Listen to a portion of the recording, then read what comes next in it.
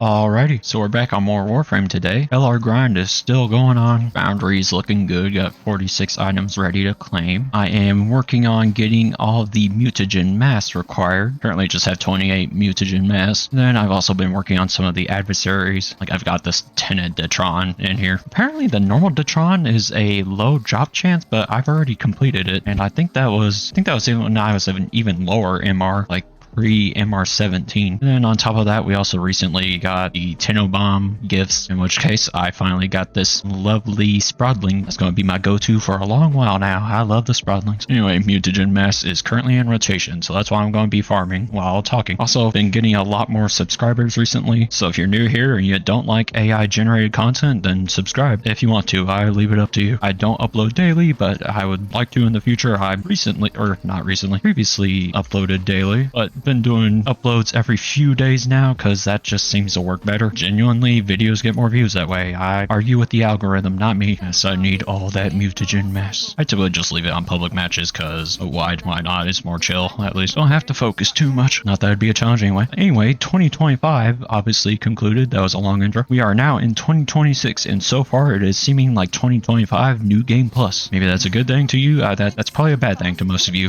to be honest. For me, it's the start of, well, it's going to be quite a year because I recently graduated, so things are going to be interesting. But anyway, sometimes I'd like to script videos when doing like more just talking, when like that's the main point of the video. I've been working on not scripting videos for like essay type videos, so I can just get better at talking freehand or whatever, just off the top of my head, see how things go. However, I did put down a bunch of notes that you can see right here because I had to kind of look back at the year of 2025 and see what all went on, because I kind of got back into the game around spring. I think it was May or April, and overall I think 2025 was a good year. So getting into it, starting off, it's important to note what we were getting into with the start of 2025, and that is that 1999, which was a pretty substantial update, came out in December 2024. So it's the most recent major update, and that's important because you're still kind of working on grinding out the rest of 1999 and stuff, having fun with that, you know, kind of in the honeymoon phase of it. And while I was not here for that phase, I assume that's a pretty good phase. There was a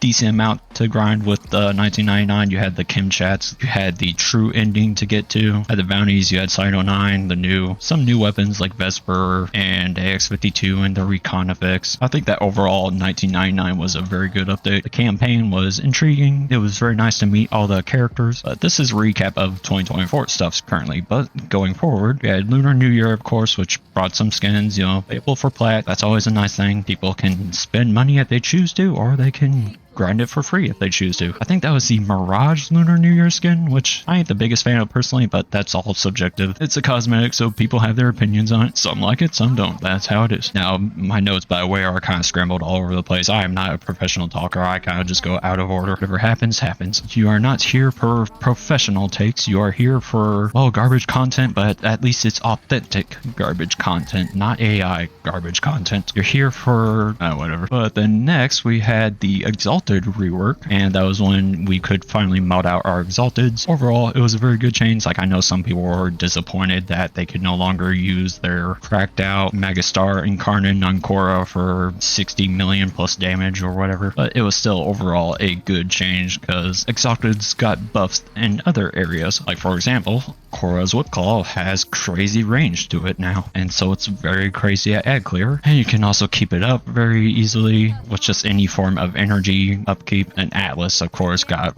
really good actually. Ash got a bit more interesting. You can make good use of Wrathful Advance. It's overall a very good change to have more control over how your Exalteds perform and how you can tune them in very specific ways and niche ways. I hope I do not trigger the alarm here. Okay, that's good. And then next we have Operation Belly of the Beast. I was not around for this operation, but it's that Jade event basically, and I know some people really got burned out on grinding it, and some people really do not like grinding it. Personally, I don't necessarily enjoy it, but I don't dislike it either. You know, I can handle it no problem in moderation. Would I like to grind it, 100 times in a row? No, of course not. But, just doing some runs here and there, and then of course the arcanes are pretty decent to get. I mean, it's basically free, easy loot. You just gotta play a bunch. Kind of forget what the rewards were for Operation Belly of the Beast. Like, I know there's always arcanes, but I don't remember if they were good arcanes or more of the lackluster arcanes. I'll check in the post edit. But then next we have the the Rhino heirloom. Could be right or I could be wrong, but I don't know how Rhino's numbers are doing. Like, I don't know how many people are a fan of Rhino. Obviously, that doesn't matter too much. I'm really curious what the Warframe 2025 stats are going to look like. But regardless, Rhino heirloom, I do think it looks pretty cool. I'm not a Rhino fan personally, but he does look pretty nice. And he's got like a pretty good Signa, I'd say. And Rhino is still like a decent starter frame to get on. Although I don't know if there's been better new starter frames. I don't quite know how the new player experience is, other than probably confusing and pretty overwhelming. But regardless, Rhino heirloom, W. Pretty much all the heirloom skins have been very nice so far. I've been a fan of pretty much all of them. I just know there was an issue with the Frost and Mag heirlooms when they first released. I think they were just overpriced. But since then, DE has been doing a lot better at actually more fairly pricing them. They always do look cool, like I said. Next, we've got mod augments. Now, this is, of course, very general. That's pretty much expected to come out every year. Mostly, there's some good mod augments. There's some bad ones. I think on the better side, the Vesper leaded gas and AX-52 biotic rounds are pretty interesting, and they actually make the weapons pretty decent. But my simple thoughts on augments is that they should be a bonus to a frame or a weapon, but not the solution. So if a frame or weapon are bad, the augment should not be what makes them good. The frame and weapon should be at a baseline good, and then the augment just spices them up a little bit more. For example, Saren, she's really good without Venom Dose, but you can of course put on Venom Dose, and that makes her just even better. Of course, this is very hit and miss. Some augments are good, some augments are bad. That's just how it is. Some frames and weapons just need buffs. You know, augments are not the solution to them. And then next, again, another general one, you got the proto frame skins. I know some people are really a big fan of them. I'm personally not into the proto frame skins. I don't know, I just prefer the more robot aesthetic of regular frames. I just don't really find the human stuff to be as fascinating or cool. Like, for example, for Wisp, I know people really love the Mary skin. I really love the Coven skin with the witch hat, and I also really love the Damas helmet. Again, all subjective, personal taste and opinions. But regardless, the pro frame skins, they're all for plat. That's really nice. And buy it with real money if you want, or for free. You know, your taste. And it's really cool how they're voice acted, and that you do the Gemini emote. You can swap between a proto frame or whatever your base frame skin is. That is really cool. Moving next, kind of just, again, more general thing, Lavos Prime and whatever the Prime weapons were. I know it's like what, Dual Zorn Prime, Cedo Prime. More Prime's always a good thing. I think Lavos Prime is pretty good, pretty decent. He's a little confusing to me on how to play. I've not learned how to play him yet. I'm not too interested. I do know Cedo Prime is very good. Probably one of the best non-incarnates, but you know, Prime's pretty much always a W. Ideally, of course, you hope that they are good and they can at least keep up with Steel Path content, but I do not have too much of an opinion on Prime weapons and frames because I have not fully experimented with all of them. Next, we've got Temple, and I gotta say, frames in recent years have been doing a lot better on release. I think they've been just a lot better designed. Temple, for example, I don't think he's insane, but Temple's definitely not bad. The kit overall is pretty well-rounded. There is no trash ability like an easy subsume. As for example, some of the older frames, they have a slot that's like you'll easily just subsume over, no question. It's pretty much not worth using. It's outside of maybe a very niche scenario. But Temple, overall, pretty good, well designed. I've not messed too much around with them, but I pretty much just got Temple and then into Helmuth you go. And of course you can get Lizzie as a reward. And there is also more Kim chats. I have not completed all the Kim chats, just being honest with you. I'm kind of mixed on the Kim chats. I think they're fun for a while, and then you kind of just get a little bored of them, repetitive. Don't really feel like trying to keep up with them. That's, again, all subjective. If you enjoy them, I can see why. If you don't enjoy them, I can also see why. I'm kind of just in the middle with them. And also with Temple, there was the Riot 848. Is it 848 or 488? Whatever. You got the Riot submachine gun as well as I'll just continue forward. You've got ETA, which is Elite Temporal Archimedia. Another weekly content to do. I really enjoy doing it. I pretty much always look forward to doing it every week. It's nice to have more in-game like stuff for high-level players to actually come back to weekly, and I hope they keep doing more of that going forward. Gotta say, I get kind of tired of the tank boss fight, and also an issue is that ETA and EDA tend to be bugged somewhat frequently. Obviously, that's not like a feature of ETA or EDA. It's just something that happens sometimes, and you know, hope things go more smooth. But ETA also brought more arcanes, and there's also just more arcanes in general. Some really good ones. You got Hotshot, you got Arcane Crepuscular. There have been some really good arcanes this year. Then going on, you got the Coda weapons and Scoundrel weapons. Coda being, you know, another adversary. I enjoy the adversaries overall. I might get a little tired of them just because I'm doing them like all in a row. Like I've still got probably 40 plus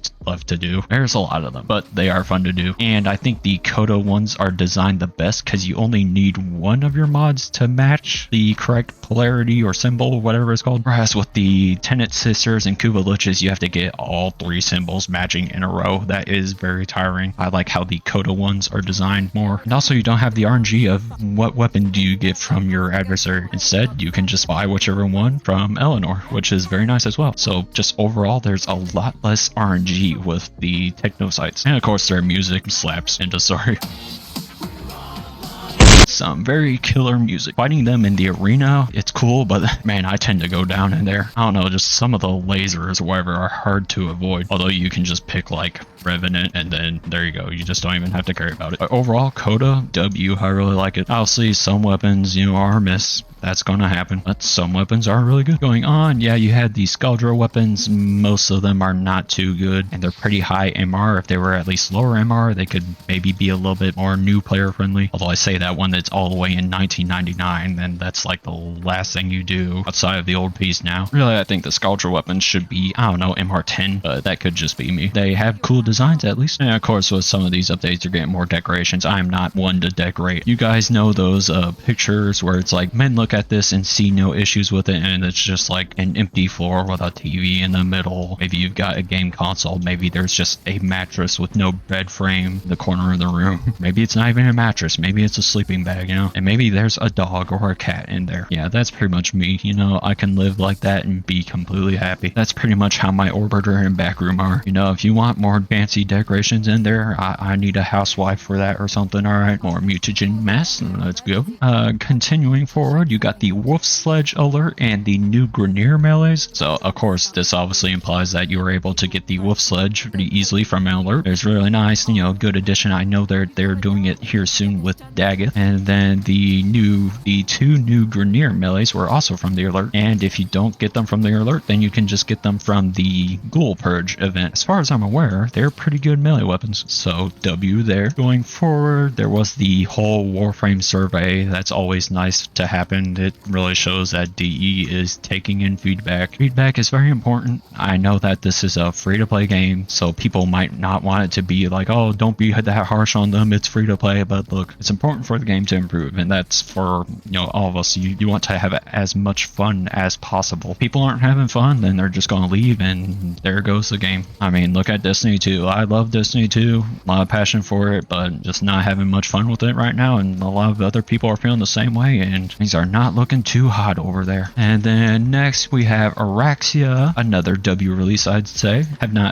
not messed with her too much. Most of these base frames I've just subsumed so far because I kind of need the inventory space for new frames. But also I am trying to complete out all these subsumes. So, but from what I hear, from what I see, Araxia looks pretty good. It seems like health tanking is getting buffs, and especially with that new arcane, I think it's called Arcane Persistence, probably help her out even more. And again, overall, it seems like all her abilities are pretty good. Nothing that's like an easy subsume trash, you know. And her design, her kit, overall good. I like it. But then we go into the Isle Weaver activity as well as the event. The event seemed a bit mixed on. I think it's similar to Operation Belly of the Beast, where it's not the most enjoyable game mode for people, and also it is just a lot to farm and grind. Like, I do prefer Isle Weaver over regular Daviri because I get to use my frame the entire time. I think my main issue with Isle Weaver and the event was just that the Steel Path version did not grant that many more Pathos clamps, and the Steel Path version took a fair bit longer than the normal Path version. So what that meant was that Steel Path was just simply less efficient. Yeah, I think that if you're good enough, if you got the frames, you got the weapons, if you're able to do Steel Path, I think that it should be more efficient than regular Path. Not that regular Path should not be efficient, just that Steel Path should be better for material farming. Take it down and we'll go from there. Just lightly touch the water and then what am I doing? I'm just, yep, this is a problem with me while making videos. I just go into autopilot. Next we got the Valkyr heirloom and rework. It's almost hard to not say rework, but yes, of course, next heirloom, again, they cooked. They have the Spirit of Ember heirloom in there, which of course, me and the boys, we like that, you know, and of course some girls like that too, I know. But overall, really great skin. I mean, hey, it got me to play Valkyr. I even bought the pack on Steam. That's how much I wanted it. And then, you know, the Valkyr rework seemed to help her out a ton overall. She's very tanky now, and her claws do very good damage. Just slap influence on there, and there you go. I remember people were concerned about how well she would be able to tank, but she can definitely tank a ton. And then next we got Yareli and Caliban Prime and their respective weapons. I have not messed with them too much. Caliban, I know, did get an augment, which helps him out a fair bit. Still kind of have that problem with him and Araxia where their summons just do not really scale too well. So if they could be buffed in the future to scale better, that would be very nice. And then Ureli, I think, is decent for augment that lets Marulina, something like that. Her augment for her augment for that just lets oh my god. Ureli's augment that lets her K-Drive companion go around on their own is very handy. There you go. And then there's the Tennokan, and there was a free Valkyr Prime, which is, again, very nice. That's actually how I got Valkyr Prime. Free stuff. Always very nice. Never complaining about that. And then you've got Operation Plague Star that came out. Again, it's another activity, of course, that you can get burnout on if you do it a ton, and there's going to be people that are going to do it a ton because you can get a ton of Forma from it. It's very handy. I wish that I did it more because I really need Forma, especially with all the adversary weapons. I'm gonna have to Forma for more affinity. I'm not really factoring burnout into these events or activities too much, by the way, because, you know, that's just going to happen when you do an activity a bunch of times. There's nothing the devs can really do to prevent that. But Plague Star, you know, I liked it. Very rewarding, very handy. I mean, they could get rid of all the other rewards and leave only the Forma, and people would still probably play the crap out of it. I would. Oh yeah, not on the list, but there was, of course, Dog Days. I think they updated it a bit more to where it's not as much of a pain to complete, because what I remember is that you had to use the water guns. Now, I could be wrong on this, of course. This is just from memory. But previously, you had to just use water guns, but now you get to use the pool noodles, which can be very useful, because the water guns, they take a bit more skill to use, per se, whereas the pool noodles you can just chill with. You don't have to try that hard to use them effectively. And then, of course, there's, you know, the rewards that come with that as well. You got the beach ball floofs. My friend grinded like 200 of them and put it in her back room, so the back room is just flooded with the beach balls now, and personally I love it. Then what's next? You got Noko Nightcap Valis Undermine. So Noko, again, new frame, also pretty good. All the abilities are useful. Nothing really that's like an auto subsume. And Bright Bonnet is a good Hellmonth ability. He's very fun to play, very good. Then you got Nightcap. He's very cool. I really like his design. Good voice actor. Interesting. I'm not too much of a lore person, but I like him. He's not annoying by any means. He's a cool guy. And then the Valis Undermine. I think it's a pretty cool area. No, it's not that large, but that's not an issue. I think it's interesting how you rank him up, and I like that it's not time gated to ranking him up. You can just keep on doing bounties, keep on making progress towards ranking up Nightcap, and that's very nice. I really like how they structured that. And of course, he's got plant decorations for those people that liked their decorations. And then there's the little fever dream that you can go into. I think I've only done the first one. I still need to do the rest. I'm kind of all over the place right now, really. There's so much I need to do, but I will get to it. Do not worry. And Nightcap's rewards are pretty good. You got some really good arcanes as well that were previously rather hard to get or kind of annoying to get. Like, I know secondary encumber you would have to get from the citrine farm, so it's very nice that you can get it now from just Nightcap. And conjunction voltage, you had to get with the Lua Thrax prisms, or was it plasm? Sorry, you are not here for professional thoughts. You are here for garbage thoughts. I just did a basic recap and took notes on it. But overall, Valis Undermine, really good. I like it. And then, of course, the best update of the year, you've got Sprodlings. I just put this in all caps on my notes. It just says Sprodling. They are the best thick short kings there are. and I really hope DE does more with them. At the very least, you can have them as decorations around your orbiter or back room. And there's of course the Sprodling floof, the one IRL and the one in game. The Sprodlings of course also make adorable sounds. You got the yippee. I just love Sprodlings. They're just too dang adorable. They have won the crown for best update of 2025. Continuing on though, where there was also a borrow update where he has like the little loot box that you can get for some goodies that just costs 50,000 credits. It's very nice. Gives a reason to actually get something from Borrow weekly. And there was also the Signa that you can get from him. And it's nice that it has RNG protection so that if you can't go years without getting it. I think it's like you're guaranteed to get it within a year. So, and yeah, you know, a year is a long time, but it's better than spending years potentially getting it. Oh, there's also the arc gun arcanes. You know, they're not specific to arc guns, but you can put primary and secondary arcane adapters on your arc guns now, which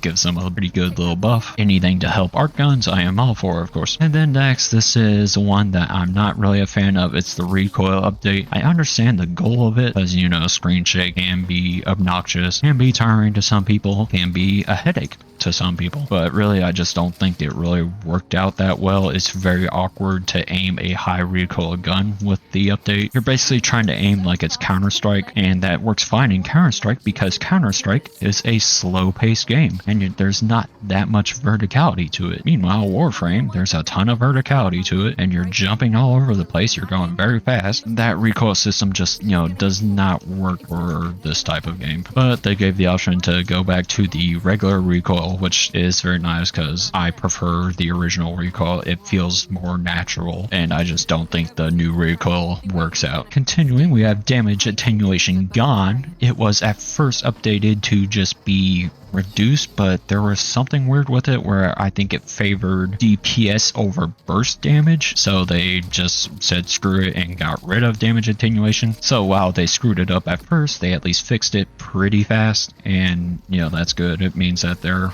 listening to feedback. That's always nice. And damage attenuation gone has been just so nice. Your builds actually matter, you know, no complaints with attenuation being gone. And then next we have, I need to kind of scroll this down a little bit. Actually, I put down a lot of notes in here. There's a fair bit that came out in 2025. Let's see, what's next? Okay, Oberon rework. I would say this is overall a success probably, because, you know, it's not that hard to improve off of garbage, but I think it would just be nicer if Smite was even better. You know, I want Smite to just absolutely nuke, but instead you have to put in a ton of investment for Smite to do some decent work. Outside of that though, Oberon pretty good now, great passive, and the rest of the abilities that are not Smite are still pretty decent, pretty good. It's just Smite could probably be, you know, a little bit better. I think me and everyone else wants it to really just nuke everything and not have to dump everything into Smite for it to be somewhat effective. And next we're starting to catch up to where we are at currently. So that's the old peace update. Campaign was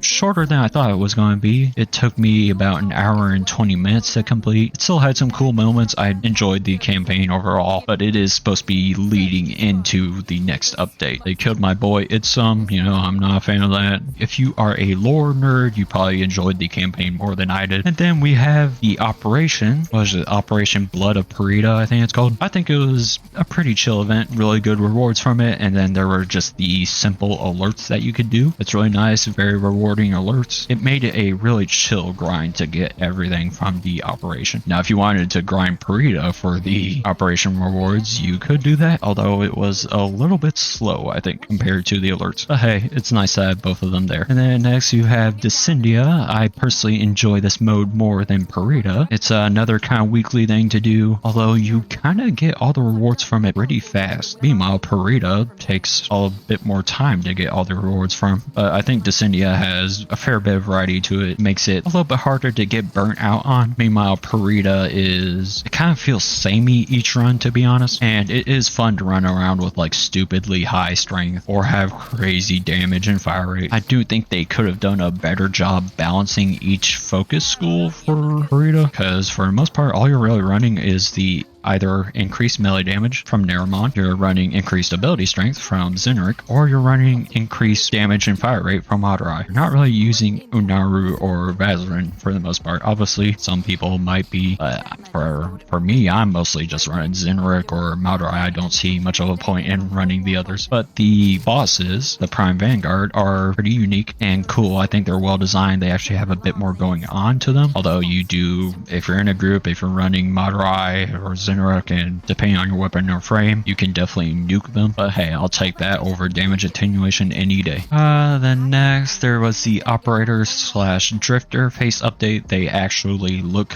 good now. They don't look like a dang clay face model. And then you have Uriel and Gyra Prime. Uriel seems to, again, be another new frame that's well designed. Always good to see. I have not messed with them too much, but overall, really nice. And then, yeah, Gyra Prime, as I mentioned, and her respective weapons again. I think she's okay. Not bad, not great. I know they gave like some new augments with this old piece update, but I don't think there's anything too insane. Regardless, up to you on how you feel about that. Again, all subjectives. Then we got the Taron strikes, and oh, man, it's like their effect is nice and cool and pretty decent, but they just take a bit too long to charge, in my opinion. I think that's the only thing really holding them back. Alright, well, got some decent mutagen mass for now. Got to see how I'm looking now. Call that there for mutagen mass, because I am almost done talking about my points. Next, we got drifter modding. I think this is the best reason to actually get the Taron strikes for each focus school. Ideally, just the focus school that you actually use, but the drifter modding helps out a ton, because if you do not use Madurai, it really sucks to try to kill any Thrax Legion or any enemies for that matter. And then of course you got the Honoria, the titles. Again, another nice little quality of life thing. Cool little feature to get into. Basically achievements to get. I mean, there's already achievements in the game to get, but now you basically have more. And then there was the teacher quest that came out. I'm not a new player, so I can't speak on how well this does, but I do think it could be better because it just really does not go into too much detail on modding. So how many? Okay, I got at least 6 more mutagen mass. All right, I think I need like around 80 or 90 in total. Let's see here. All right, I counted 88 in total. We're getting there. But then last thing I have noted down, which is still in progress, is the Prime Resurgence. This is really handy,